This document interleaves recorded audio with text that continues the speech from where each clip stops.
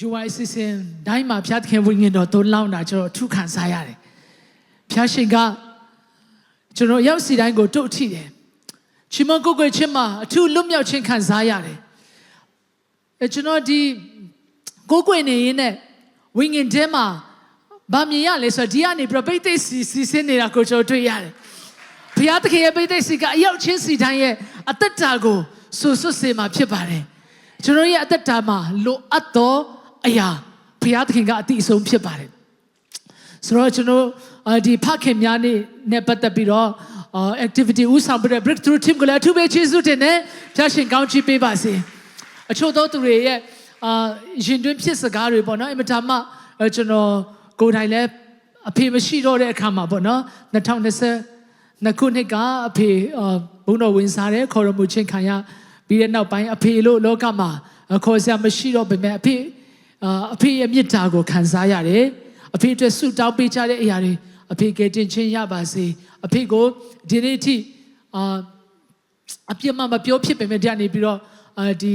UI အစီအစဉ်လေးကနေပြီးတော့ဗောနော်ရင်တွင်းဖြစ်စကားချစ်တယ်ဆိုတဲ့အရာလေး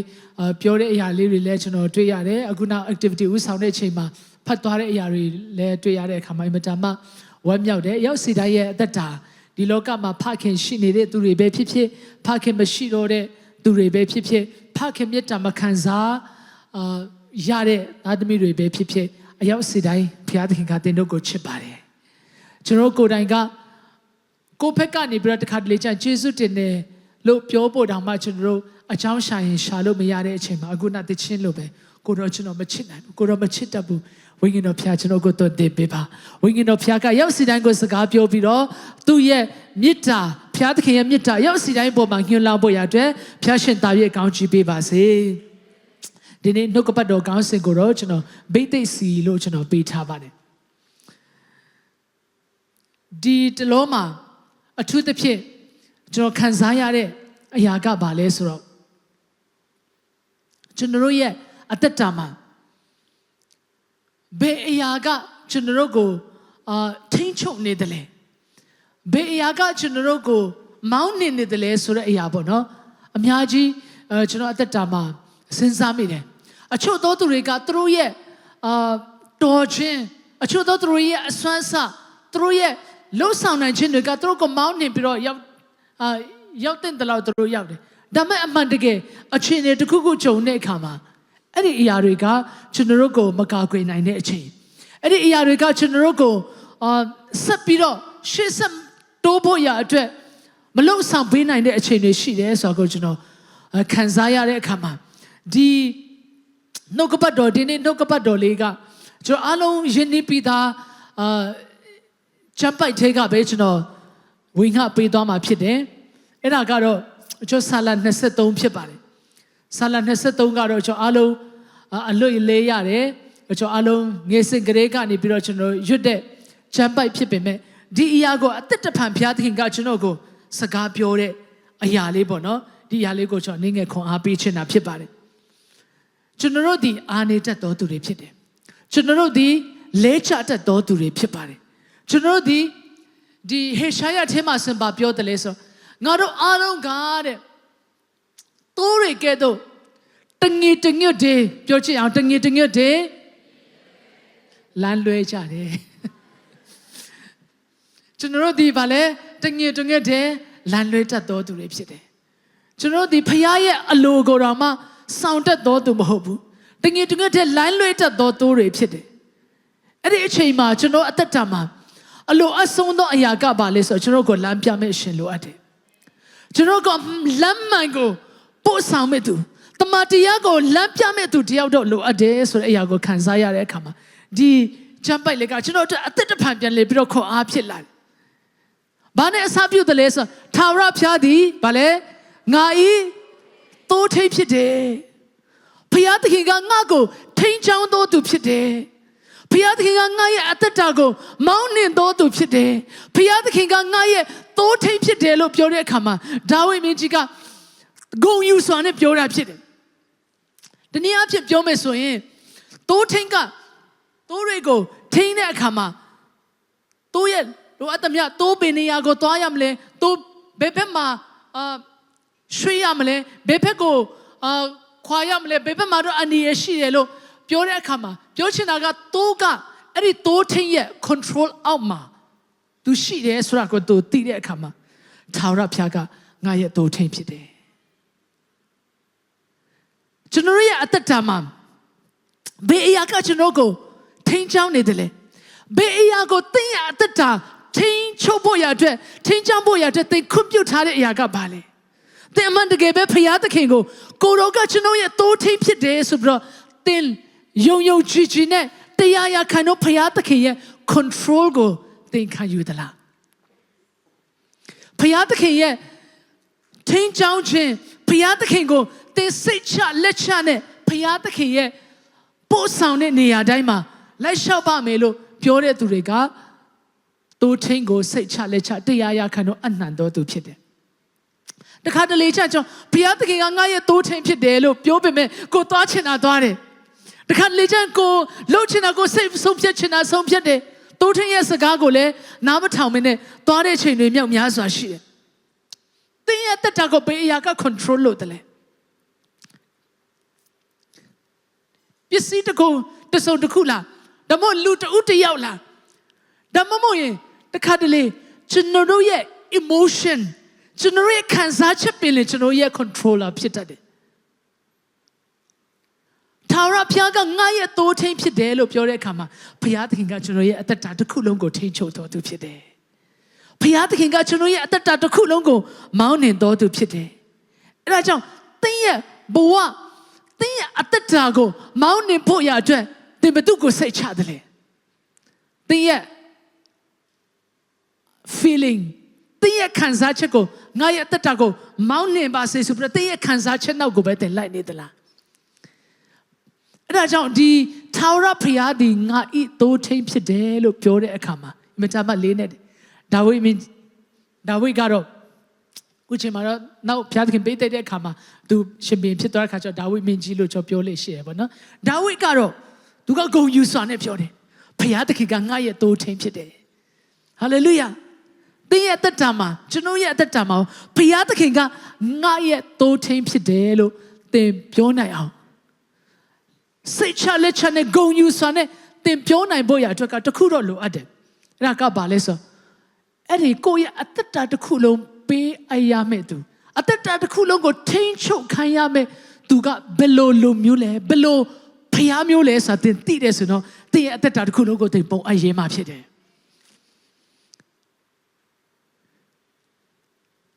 အချို့သောသူတွေဒီမှာဘုရားသခင်နဲ့ကျွန်တော်အခုကိုးကွယ်တဲ့အသက်ရှင်သောဘုရားသခင်နဲ့ပတ်သက်ပြီးတော့လေ့လာနေတဲ့သူတွေလည်းရှိတယ်သင်ရဲ့အသက်တာထဲမှာလည်းမိခွန်းရှင်ဟာဒီဘုရားကစိတ်ချလို့ရအောင်အခြားသောအရာတွေနဲ့နှိုင်းရှင်သူ့ကိုလုံးဝစိတ်ချလို့ရအောင်ဒီဘုရားကဘယ်လိုဘုရားမျိုးလဲယုံကြည်သူတွေအနေနဲ့ဆိုရင်လည်းကျွန်တော်တို့အသက်ရှင်သောဘုရားသခင်ဆိုတာကျွန်တော်တို့သိပေမဲ့လုံးလုံးလျားလျားကျွန်တော်အနံဖို့ငါရဲ့တိုးထင်းဖြစ်တယ်ဆိုပြီးအနံဖို့ရအတွက်ကသင်စိတ်ချဘယ်လောက်ထိသင်စိတ်ချတယ်လဲဆိုတာကဘာပေါ်မှာမူတည်တယ်လဲဆိုတော့သင်အဲ့ဒီဘုရားဘယ်လောက်ထိတတ်နိုင်လဲဆိုတော့သင်သိတဲ့အရာပေါ်မှာမူတည်ဒီအခုဒီလိုဆိုနှုတ်ကပတ်တော်ဝင်ခါတဲ့အခါမှာပြောဖြစ်တဲ့အရာလေးကဘာလဲဆိုဣသရေလလူမျိုးတွေတို့ဂျုံခံရပြည်ကနေပြီးတော့ဘုရားသခင်ကိုအော်ဟစ်တဲ့အခါမှာဘုရားသခင်ကသူတို့ရဲ့အတန်ကိုနားညောင်းတယ်နှစ်ပေါင်း400ကျော်ဂျုံခံရကနေပြီးတော့ရွေးနှုတ်ဖို့ရအတွက်ဘုရားသခင်ကမောရှေကိုရွေးကောက်တယ်မောရှေကိုရွေးကောက်တဲ့အခါမှာမောရှေကဘာပြောလဲဆိုငါကမစုံလင်တော့တပည့်ငါကမပြည့်စုံဘူးကိုတော့ကျွန်တော်ကဘာမို့လို့သူတို့ကိုကဲတင်ဖို့ရအတွက်ကျွန်တော်ကဘာမို့လို့လဲဆိုပြီးတော့ဘုရားသခင်နဲ့ပြောတယ်ပေါ့နော်ဒါပေမဲ့ဘုရားသခင်ကတင့်ကုန်ကရွေးကောက်တယ်အဲ့ဒီလူတွေကိုရွေးကောက်ဒါဆိုရင်ကိုတော့တကယ်သူတို့ကိုဣသရေလလူမျိုးတွေကိုကဲတင်မယ်ဆိုတာကိုကျွန်တော်ကသူတို့အစီမှာဘယ်လိုပြောရမလဲဖာရောမင်းစီမှာကျွန်တော်ဘာပြောရမလဲဘသူကခေါ်ခိုင်းတယ်ဘသူကကဲတင်တယ်လို့ပြောရမလဲဆိုဘုရားသခင်ပြောတဲ့အရာကထွတ်မြောက်ရာကျမ်းအခန်းကြီး3ခန်းငယ်14မှာဘုရားသခင်ကလည်းတဲ့ငါဖြစ်သည့်အတိုင်းငါဖြစ်တယ်ဆိုတဲ့ဘုရားကကဲတယ်လို့ပြောပါတယ်အင်္ဂလိပ်လိုဆိုဘာပြောတယ် I am who I am ဒါမှမဟုတ် I am that I am ဖယားသခင်ကလည်းငါဖြစ်သည့်အတိုင်းငါဖြစ်သည်ဟု၍၎င်းငါဖြစ်သည်ဟုအမည်ရှိသောသူသည်ငါကိုတင်တို့ရှိရသူဆေလွတ်တယ်ဆိုပြီးဣသေလလူမျိုးတွေကိုတွားပြောပါတဲ့ကျွန်တော်ကိုယ်ကိုယ်သောဖယားသခင်အသက်ရှင်သောဖယားသခင်ဒီ I am လို့ပြောတဲ့အခါမှာနံပါတ်1 I am ရဲ့အတိတ်ပဲတစ်ခုကပါလဲဆို self existence ဘယ်သူကမှချီးမြှောက်လို့ဖယားဖြစ်လာတာမဟုတ်ဘူးသူကအစကတည်းကနေပြီးတော့ဖြစ်တည်တဲ့ဖယားသခင်ဖြစ်တယ် I am hallelujah I am he is not time bound အချိန်ကာလကသူ့ကိုမကန့်သတ်ဘူးကျွန်တော်တို့ကဒီနေ့မှာ24နိုင်ဒါမှမဟုတ်မနေ့ပြန်တစ်ဖက်ခါလို့ကျွန်တော်ပြောတဲ့2025 2026လို့ကျွန်တော်တို့ပြောတဲ့နှစ်ကာလကသူ့ကိုမကန့်သတ်ဘူးနှစ်ကာလရဲ့အချိန်ကာလရဲ့အပြင်ဘက်မှာရှိသောဖယားသခင်ဖြစ်တယ် I am တင်းရအတ္တဘာဖြစ်လို့ငါဖယားကိုဘာဖြစ်လို့ငါရဲ့တိုးထိန်နေနဲ့စိတ်ချရမလဲဆိုမနေ့ပြန်မှာလဲသူရှိပြီးသားဖြစ်တယ်မနေ့ပြန်မှာလဲ I am ဖြစ်တယ်ဟာလေလုယာဒီနေ့မှာတင့်ကိုကယ်တင်နိုင်သောဖယားသခင်ဖြစ်တယ်လို့မနေ့ပြန်မှာတင့်ကြုံတွေ့ရမယ်အခက်ခဲမနေ့ပြန်မှာတင့်ရင်ဆိုင်ရမယ်အရာတွေအားလုံးကိုလည်းထိန်းချုပ်တဲ့အချိန်ကာလရဲ့အပြင်ဘက်မှာရှိတဲ့ဖယားသခင်ဖြစ်တယ်ထာဝရဖယားဖြစ်တယ်အာလဖာနဲ့အိုမေဂါဖြစ်တယ်အရာအားလုံးရဲ့အစဖြစ်တယ်အရာအားလုံးကိုလည်းအဆုံးသတ်မဲ့ဖယားသခင်ဖြစ်တယ်ယခုအချိန်မှာကျွန်တော်အချိန်ကာလရဲ့ကကာလရဲ့ကျွန်တော်နောက်ဆုံးသောအချိန်ရောက်လာပြီတမန်ကျမ်းစာကိုကြည့်မယ်ဆိုရင်ပုပ္ပနမိတ်လက္ခဏာတွေကျွန်တော်တွေ့ရမယ်ယေရှုကပြောတယ်လေဆိုသင်္ဘောတဖန်ပင်တွေအရွတ်တွေချွေတဲ့အခါမှာຫນွေဥရောက်တော့မယ်ဆိုတာတို့သိတယ်တဲ့မိုးတိမ်တွေချိတဲ့အခါမှာခဏနေမိုးရွာတဲ့မယ်ဆိုတာတို့သိတယ်တဲ့သင်တို့ကကာလကိုကြည့်ပြီးတော့ဘာဖြစ်လို့မသိနိုင်ကြတာလဲကကာလအချိန်တွေကိုကြည့်တည်င်းတွေကိုနားထောင်ကြည့်အချိန်ကာလကအမှန်တမ်းနေပြီယခုအချိန်မှာတင့်ကို control လုပ်မဲ့သူဖယားသခင်ကိုတင်လုံးလဲအနှံ့ရေးပြီလားထာဝရဘုရားကငါရဲ့တိုးထိပ်ဖြစ်တယ်လို့တင်ပြောရေးပြီလားဘုရားသခင်ဒီအာကိုထိုက်တော့ဘုရားသခင်ဖြစ်တယ်ကိုးစားယုံကြည်ထိုက်တော့ဘုရားသခင်ဖြစ်တယ်သူက self existence ဘယ်သူကမှချီးမြှောက်ပြီးတော့ဘုရားဖြစ်လာတာမဟုတ်ဘူးအစကတည်းကဖြစ်လာတာဖြစ်တယ်ဖြစ်တည်တော့ဘုရားသခင်ဖြစ်တယ်ဟာလေလုယာကျွန်တော်ရဲ့အသက်တာကိုယခုဘဝတည်းမကဘူးတင့်ကိုကျွန်တော်ကိုတောင်းဘယ်လောက်ထိအာမခံလဲဆိုထာဝရအသက်ကိုပေးတော့ဘုရားသခင်ဖြစ်တယ်ဒီလောကမှာကျွန်တော်တေချင်းကိုစိန်ခေါ်ဖို့မဟုတ်ပေမဲ့ဘယ်အချိန်မှာပဲကျွန်တော်တေချင်းကျွန်တော်ရှေ့မှာရောက်လာတဲ့ခါမှာကျွန်တော်ဒီယေရှုခရစ်ကိုယုံကြည်လက်ခံတော်သူတွေကျွန်တော်ဒီကြောက်စရာမလိုဘာဖြစ်လဲကျွန်တော်ရဲ့ယခုဘဝနောက်ဘဝကိုတာဝန်ယူတော့ဘုရားသခင်ရဲ့လက်ထဲမှာကျွန်တော်ရဲ့အသက်တာရှိတယ်ငါဒီစိတ်ချတယ်ဟာလေလုယာဟာလေလုယာဘုရားသခင်ဒီငါဤတိုးထိန်ဖြစ်တော်မူကျွန်တော်အဓိကပြောချင်တဲ့အချက်တွေကိုပဲကျွန်တော်အခန်းငယ်တွေကိုပဲနည်းနည်းကြော်ပြီးတော့ပြောသွားလိုက်မယ်နော်အခန်းငယ်၄မှာဆိုရင်ပြောတယ်လဲဆိုသင်မင်းဤအရေးလွမ်းမိုးတော့ခြိုင်တဲ့တော့ရှောက်သွားရတော့လဲဘေးအနေကိုမချဘူးတဲ့သင်မင်းရဲ့အရေးလွမ်းမိုးတော့ဗာလဲခြိုင်တဲ့မှာရှောက်သွားရတယ်ယုံကြည်သူဖြစ်ပြီးဆိုရင်အခက်ခဲမရှိဘူးဆိုတာဘုရားသခင်ကလို့မပြောထားဘူးရှင်ယောဟန်ခန်းကြီး16ခန်းရဲ့33မှာဆိုတင်းတို့ဒီလောကမှာခက်ခဲချင်းရှိလိမ့်မယ်ဒါပေမဲ့မကြောက်ကြနဲ့ငါဒီလောကကိုအောင်ပြီးတဲ့လောကကိုအောင်တဲ့ဘုရားသခင်ကကျွန်တော်နဲ့အတူရှိတယ်တင်မင်းရဲ့အရေးလွမ်းမိုးသောဂျိုင်းတဲ့တို့ရှောက်သွားရတော့လေဘေးအနေကိုမကြောက်ပါဘာဖြစ်လို့လဲအချောင်းမူကားကိုရော်ဒီကျွန်တော်နဲ့အတူရှိတယ်ပြောရအောင်အချောင်းမူကားကိုရော်ဒီကျွန်တော်နဲ့အတူရှိဂုဏ်ယူစွာပြောရအောင်အချောင်းမူကားကိုရော်ဒီကျွန်တော်နဲ့အတူရှိသောဘုရားသခင်ဖြစ်တယ်ဆက်ပြီးတော့ပြောတယ်လေလန်ဒန်တော်နဲ့တောင်ဝေးတော်ဒီကျွန်တော်ကိုချမ်းသာစေပါ၏အဲ့ဒီလန်ဒန်နဲ့တောင်ဝေးဆိုတာကအင်မတန်မှကျွန်တော်ရဲ့အသက်တာမှာအရေးကြီးသောအရာဖြစ်တယ်တိုးထင်းရဲ့လက်ထဲမှာတင်းရဲ့အသက်တာရှိပြီဆိုကျွန်တော်မီဒီယာကိုပုံလေးပြထားရှိတယ်လန်ဒန်နဲ့တောင်ဝေးဆိုတာကโอเคဒီက rod ဒီကလန်ဒန်လို့ပြောတဲ့အခါမှာတော့ဒီကနည်းနည်းတိုးတဲ့ဟိုတိုးထိတ်မှာတို့မှာလက်နဲ့နှစ်ခုရှိလက်နဲ့ဆိုတော့ယူဆောင်တဲ့အရာနှစ်ခုရှိတစ်ခုက rod your rod and your staff လန်ဒန်နဲ့တောင်ဝေးလန်ဒန်လို့ဘာသာပြန်အဲ့ဒီ rod ကတူတူလေးအရာတော့မရှိဘူးအဲ့ဒီအရာကအထိတ်မှာဖုလေးပါတယ်အဲ့ဒါဘာအတွက်လဲဆိုတော့တိုးတွေကိုရန်သူကလာဝုန်းတွေဂျားတွေလာတဲ့ခါမှာရိုက်ဖို့ဖြစ်တယ်ပြီးရင်နောက်တစ်ခုကဘာလဲဆိုတောင်ဝေးဆိုတော့အကောက်လေးပါတယ်အကောက်လေးပါတဲ့ခါတိုးတွေတစ်ခါတလေချရင်ကျွန်တော်အခုန ဝန်ခံတဲ့အတိုင်းပဲကျွန်တော်တို့ဒီတငီတငွတ်တွေလမ်းလွဲတတ်တဲ့သူတွေဖြစ်တယ်ဒီခါလေသွားနေရင်လည်းအမှန်ကိုသွားနေတဲ့ထင်တဲ့အချိန်မှာကျွန်တော်တို့ဝေးသွားတဲ့သူတွေဖခင်တရားလမ်းနဲ့လူဝေးသွားတဲ့အချိန်ချင်းအဲ့ဒီအချိန်မှာတင့်ကိုမေတ္တာနဲ့ဆွဲခေါ်တော့ဖခင်သခင်ဖြစ်တယ်။တင့်ကိုလမ်းမကိုမြင်နဲ့ဆွဲခေါ်တော့ဖခင်သခင်ဖြစ်တယ်။အဲ့ဒါကြောင့်ကျွန်တော်သင်မင်းအရေးလွမ်းမိုးတော့ချိန်တဲ့တော့ရှောက်သွားရပါမယ်။ကျွန်တော်ရဲ့တိုးထင်းရှင်ကျွန်တော်နဲ့အတူရှိနေမှာတော့ရန်သူလာတဲ့ဆိုလက်သူတိုက်ပေးမှာဖြစ်တယ်။ကျွန်တော်လမ်းမနေတဲ့ဆိုကျွန်တော်ကိုဆွဲခေါ်ပေးမယ်ဖခင်သခင်ဖြစ်တယ်။ဟာလေလုယာ။ဟာလေလုယာ။အဲ့ဒါကြောင့်လန်ဒန်တော်နဲ့တောင်ဝေးတော်သည်ကျွန်ုပ်ကိုချမ်းသာစေပါ၏ဘေးမှာရှိတဲ့သူတွေကိုပြောရအောင်ဖခင်သခင်ငါတို့နဲ့အတူရှိနေမှာတော့သင်မင်းအရေးလည်းကြောက်စရာမလိုဘူးလို့ပြောပါအောင်ဟာလေလုယာအခန်းငယ်9ကိုဆက်သွားရအောင်တူတူကဖခင်ကျွန်ုပ်၏ရန်သူတို့ရှေ့မှာကျွန်ုပ်ဘိုးစပွဲကိုခင်းတော်မူ၏ကျွန်ုပ်၏ခေါင်းကိုစီနှင့်လိမ့်တော်မူ၏ကျွန်ုပ်ခွက်ဖလားသည်ရှံလျက်ရှိပါ၏ဟာလေလုယာကျွန်ုပ်၏ဘသူရှေ့မှာလဲရန်သူရှေ့မှာများသောအားဖြင့်ကျွန်တော်လောကမှာအောင်ပွဲခံတယ်ကျွန်တော်အောင်မြင်တယ်လို့ပြောတဲ့အချိန်ကပဲအချိန်လဲဆိုတော့ရန်သူတွေလုံးဝမရှိတော့တဲ့အချိန်မှာကျွန်တော်အောင်ပွဲခံတာတော့ကျွန်တော်ဒါတော့တဘာဝဖြစ်တယ်ဆိုပါစို့နော်ဒါမဲ့ဒီနှုတ်ကပတ်တော်မှာဗာပြောရစကျွန်တော်ရန်သူတွေရှေ့မှာ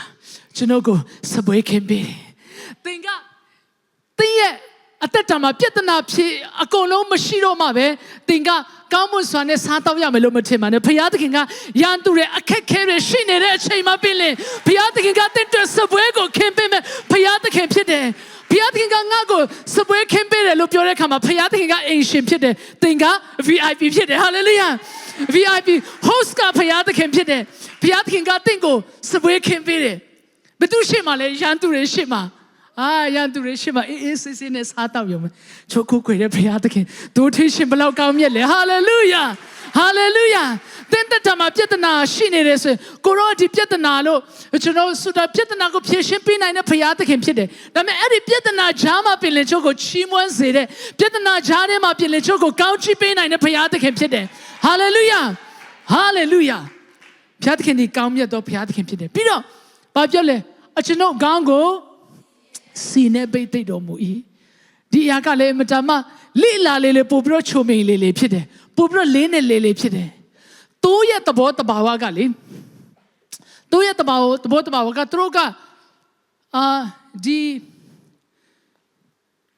အေးစစ်အိတ်မေဆိုရင်သူတို့အိတ်မေဆိုရင်လုံးဝအပူပြမရှိတဲ့နေရာမှာပဲသူတို့အိတ်တက်တဲ့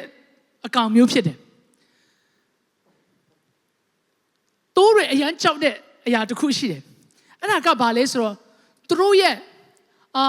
ကိုခန္ဓာမှာအထူးသဖြင့်သူတို့ရဲ့ဟောဘာလဲအဲ့ဒီမျက်နှာနှာခေါင်းတို့ဘာတို့မှာလာပြီးတော့အဲ့ဒီမျက်တွေချားနေလာတဲ့ဒီရင်ကောင်းအမျိုးမျိုးပေါ့နော်အချို့ဟာအင်္ဂလိပ်လိုကတော့နာမည်အမျိုးမျိုးရှိတယ်ဘာလဲအဲ့ဒီ nostril fly တို့ဘာတို့အမျိုးမျိုးအဲ့ဒီ fly အဲ့ဒီအရာတွေကတိုးတွေအရန်ကြောက်တဲ့အရာဖြစ်တယ်အဲ့ဒီအကောင်တွေကလေသူတို့စီမှာနားပြီးတော့နားယုံမဲဆိုရင်တော့ပြဿနာမရှိဘူးအဲ့ဒီအကောင်တွေကနားပြီးတော့အဲ့ဒီအကောင်တွေကဥတယ်ဥပြီးတော့အဲ့ဒီဥကဘာဖြစ်တယ်လဲဆိုတော့ warm ဟာဘာလဲဘာခေါ်လဲအကောင်လိုမျိုးပေါ့နော်ဟမ်ဒီကောင်လိုမျိုးပေါ့နော်အဲ့ဒီ warm လိုမျိုးဖြစ်ပြီးတော့အဲ့ဒီနှာခေါင်းထဲမှာတော့ဝင်တဲ့အခါမှာလုံးဝအဲ့ဒီအထဲမှာစဉ်းစားကြည့်နော်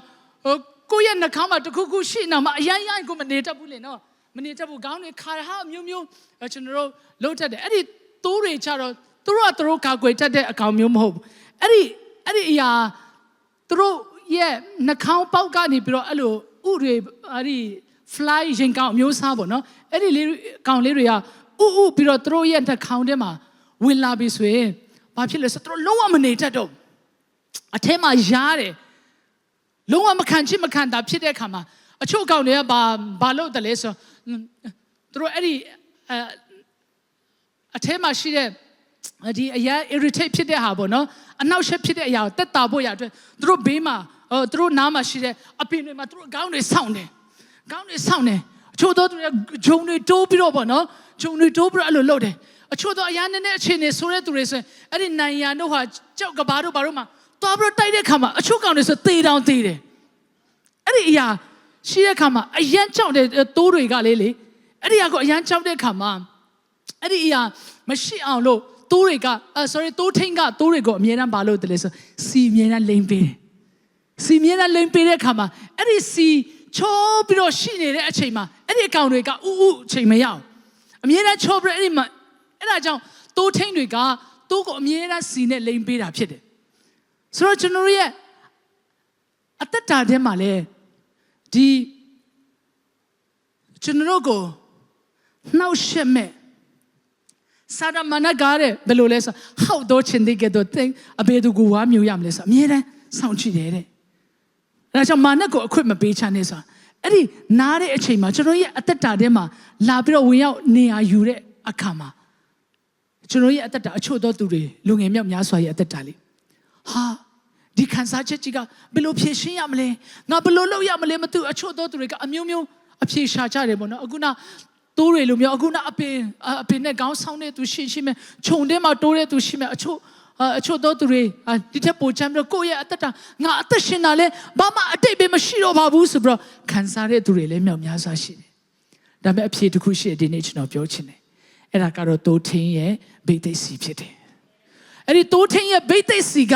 ကျွန်တော်ရဲ့အသက်တာထဲမှာအကောင်လာနာလို့မရအောင်အကောင်တွေလာနာရင်တော့မှချစ်ချင်းရှိုးထွက်သွားတဲ့အရာကဘာလဲဆိုဝိညာဉ်တော်ဖခင်ရဲ့ဗိသိက်စီဖြစ်တယ်ဟာလေလုယာခုချိန်မှာကျွန်တော်လိုအပ်တာကအချမ်းမဟုတ်ဘူးဖခင်သခင်ရဲ့ဝိညာဉ်တော်ရဲ့ဗိသိက်ဝိညာဉ်တော်ရဲ့ကျွန်တော်ရဲ့အပေါ်မှာစီးဆင်းတဲ့ဒီဗိသိက်စီကကျွန်တော်အသက်တာမှာလိုအပ်တာဖြစ်တယ်အဲ့ဒီအရာရှိနေတဲ့၍သင်ရဲ့အသက်တာထဲမှာရန်သူတွေကသင်နာကိုလာကလို့မရလာရင်တော့မှသူတို့ပြန်ထွက်သွားရတာဖြစ်တယ်ဟာလေလုယာ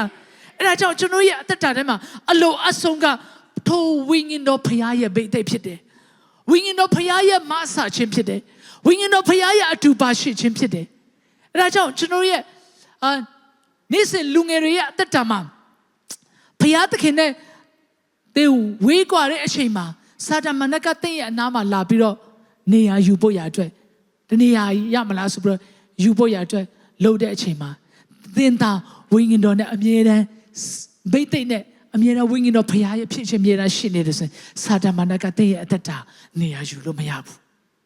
တဲ့အသက်တာကနေပြီးတော့ထွက်သွားရတာဖြစ်တယ်အဲ့ဒါကြောင့်ဝိညာဉ်တော်ဖခင်ရဲ့ဗိသိက်ဒီနေ့အရောက်စီတိုင်းအပေါ်မှာစီစဉ်မဲ့ဖခင်သခင်ရဲ့ဝိညာဉ်တော်ဖြစ်တယ်ကျွန်တော်ရဲ့အသက်တာမှာအလိုအဆုံးကလည်းထိုဖခင်သခင်ရဲ့ဝိညာဉ်တော်ဗိသိက်ပဲဖြစ်တယ်အဲ့ဒါကြောင့်ကျွန်တော်ရဲ့အသက်တာကိုရှေ့ဆက်တိုးဖို့ရအတွက်လိုအပ်တာကထိုဝိညာဉ်တော်ဖခင်ရဲ့ဗိသိက်စီဖြစ်တယ်အဲ့ဒီတိုးတွေကိုဒီစီနဲ့လိန်တဲ့အခါမှာ peacefully တဲ့သူတို့ကငြိမ်းငြိမ်းချမ်းချမ်းနဲ့ဘာမှစိတ်ပူပင်စရာမရှိဘဲနဲ့သူတို့ဒီအနာယူနေနိုင်တယ်အဲဒါကြောင့်သင်နဲ့ကျွန်တော်အပေါ်မှာထိုဝိညာဉ်တော်ဖခင်ရဲ့ဗိသိက်စီဒီနေ့စီစဉ်ဖို့ရအတွက်ကျွန်တော်ဆုတောင်းကြမှာဖြစ်တယ်ဟာလေလုယာဝိညာဉ်တော်ဖခင်ကဒီနေ့ချီးမွမ်းကိုးကွယ်နေတဲ့အချိန်မှာလဲကျွန်တော်ယူပါယုံထဲမှာမြင်တယ်လို့အဲ့ဒီဗိသိက်စီလိုမျိုးဒီကနေပြီးတော့စီစဉ်ပြီးတော့ရောက်ချင်းစီတိုင်းရဲ့အပေါ်မှာဘုရားသခင်ကဗိသိက်ပေးနေတာဖြစ်တယ်။ဒါကြောင့်ဒီနေ့ကျွန်တော်အသက်တာတည်တည်ပြန်လဲပြီးတော့ပြင်ဆင်ကြရအောင်။ကျွန်တော်တို့ကိုးကွယ်တော့ကျွန်တော်ရဲ့အသိထင်းရှင်သည်ကျွန်တော်ရဲ့အသက်တာကိုအမြဲတမ်းဗိသိက်စီလိမ့်ပေးတော့ဘုရားသခင်ဖြစ်တယ်။ကျွန်တော်ရဲ့အသက်တာထဲမှာကျွန်တော်ရဲ့အသက်တာကိုကိုအစင်မပြောချောဇာတိဒါမှမဟုတ်ခံစားချက်ရဲ့နောက်ကနေပြီးတော့အခြားအရာတွေအဖြေရှာဖို့မလိုအောင်ကျွန်တော်ရဲ့အသက်တာမှာဘုရားသခင်ရဲ့ဝိညာဉ်တော်အားဖြင့်အမြဲတမ်းဗိသိက်ခြင်းအားဖြင့်သူ့ရဲ့တမန်တရားလမ်းတဲ့ကိုပို့ဆောင်တော့ဘုရားသခင်ဖြစ်တယ်။ဟာလေလုယာ။အဲဒါကြောင့်ကျွန်တော်ဒီမင်္ဂလာရှိတော်သူတွေဖြစ်တယ်။ဘာလို့လဲဆိုတော့ကျွန်တော်ကောင်းတော်တို့ထင်ရှိတယ်။ဟာလေလုယာ။ကောင်းတော်တို့ထင်ရဲ့လက်မှာကျွန်တော်ရဲ့အသက်တာပြန်လဲပြီးတော့ဆက်ကအနံ့ချရအောင်။ထိုကောင်းသောသူထင်ကသင်ရဲ့အသက်တာကိုပို့ဆောင်မဲ့ဘုရားသခင်ဖြစ်တယ်။ထိုကောင်းသောသူထင်ကယုံကြည်ကိုစားထိုက်သောဘုရားသခင်ဖြစ်တယ်။ထိုကောင်းသောသူထင်ကသင်ကိုဗိသိက်စီနဲ့သင်ကိုအမြဲတမ်းလိမ့်ပြီးတော့သင်ရဲ့အသက်တာကိုဖြည့်ခြင်းသောဘုရားသခင်ဖြစ်ပါတယ်